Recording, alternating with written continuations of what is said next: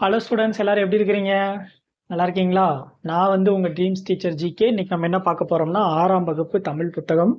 இதுல முதல் இயல்ல இருக்கக்கூடிய தலைப்பு என்ன அப்படின்னு பார்த்தீங்கன்னா, இன்பத்தமிழ். எழுதுனது பாரதிதாசன் அவர்கள் எழுதியிருக்கிறாரு. இந்த இன்பத்தமிழ் அப்படிங்கிற அந்த தமிழ் கவிதையை நம்ம ரொம்ப அழகா இந்த பாடலை பாடி, இந்த பாடலுக்குள்ள இருக்கிற பொருள்களை நம்ம உள்வாங்கிக்கிட்டு, இந்த பாடலை நம்ம மனப்பாடம் பண்ண போறோம். வாங்க உள்ள போலாமா? வீடியோக்குள்ள போலாமா? வாங்க.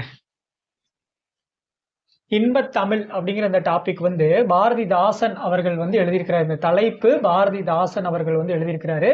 இது என்ன, எதுக்காண்டி இந்த தலைப்பின் கீழே இந்த கவிதை எழுதியிருக்கிறாரு அப்படின்னு பார்த்தீங்கன்னா, தமிழுடைய பெருமை, தமிழுடைய வளமை, தமிழுடைய ஆளுமை, தமிழை எந்தெந்த மாதிரி எல்லாம் இவர் சிறப்பிக்கிறாரு, தமிழ் என்னென்னலாம் சொல்லி சிறப்பிக்க முடியும் அப்படிங்கிறத இந்த கவிதையில அழகா ஒவ்வொரு வரியிலையும் தமிழை சிறப்பிச்சிருக்கிறாரு.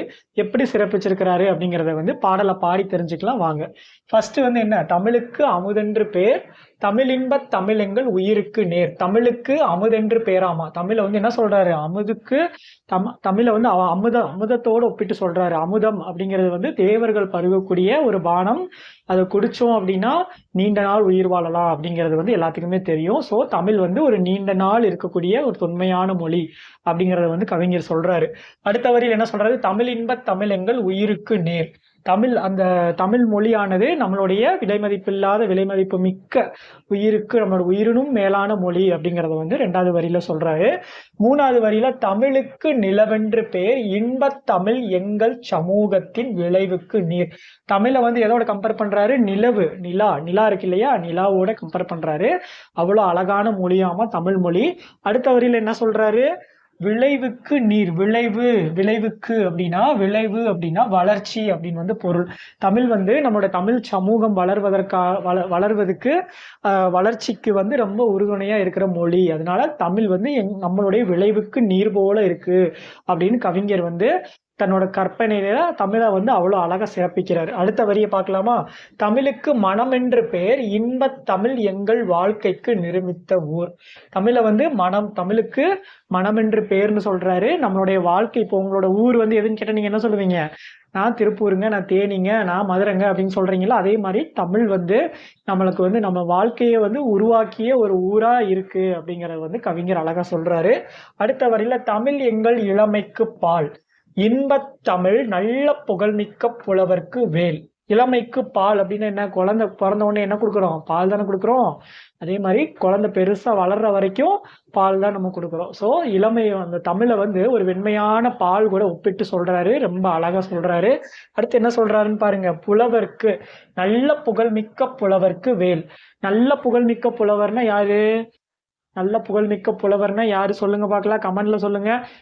திருவள்ளுவர், கம்பர், இந்த மாதிரி புலவர்கள்லாம் இருக்காங்க இல்லையா, இவங்கெல்லாம் நல்ல புகழ்மிக்க புலவர்கள். இவர்கள் கையில வச்சிருக்கக்கூடிய கம்பீரமான வேலுக்கு சமமாக தமிழ் இருக்கிறது அப்படிங்கிறத கூறுறாரு. தமிழ் எங்கள் உயர்வுக்கு வான். தமிழ் தமிழுடைய உயர்வை சொல்றதுக்கு எல்லையே இல்லை. வானத்துக்கு எல்லை இருக்குதா, வானத்துக்கு எல்லையே இல்லையில.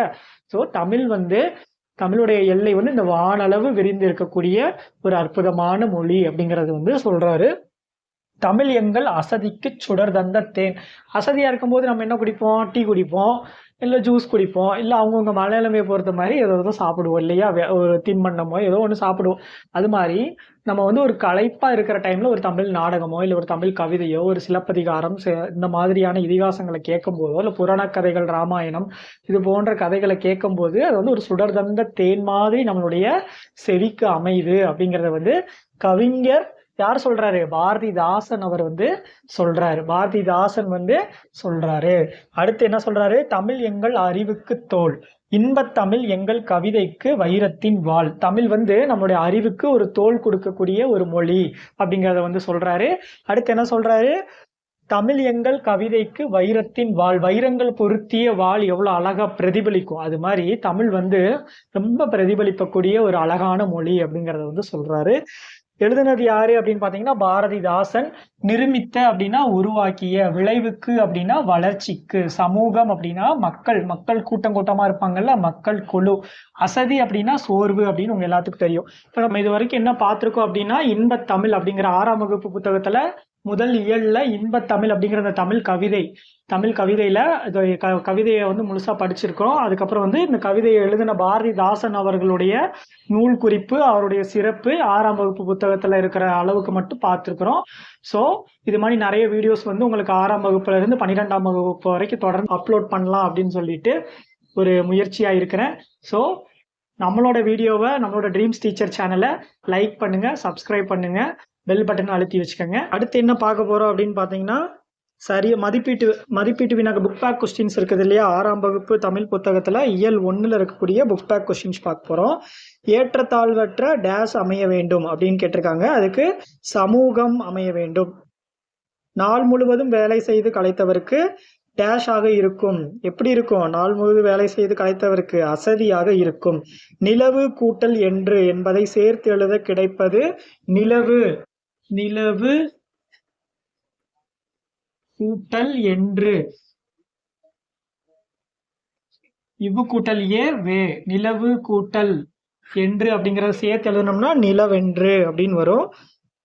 அமுதென்று என்னும் சொல்லை பிரித்து எழுத கிடைப்பது. அமுதென்று அப்படிங்கறத பிரிச்சோம் அப்படின்னா அமுது கூட்டல் என்று. அமுது கூட்டல் என்று அப்படி பிரிக்கலாம் அமுதென்று அப்படிங்கறத.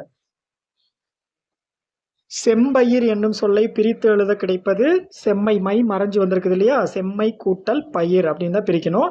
இன்பத்தமிழ் பாடலின் கருத்துக்கள் ஏற்றபடி பொறுத்துக அப்படின்னு. விளைவுக்கு அப்படின்னா நான் முந்தையில எழுதியிருக்கிறேன். விளைவுக்கு அப்படின்னா நீர். அறிவுக்கு அப்படின்னா அறிவுக்கு தோல். இளமைக்கு பால். புலவர்க்கு வேல். அவ்வளோதான். அடுத்த தமிழ் கும்மி அப்படிங்கிற தலைப்பின் கீழே அடுத்த வீடியோவில் சந்திக்கிறேன். அது வரைக்கும் நன்றி, வணக்கம்.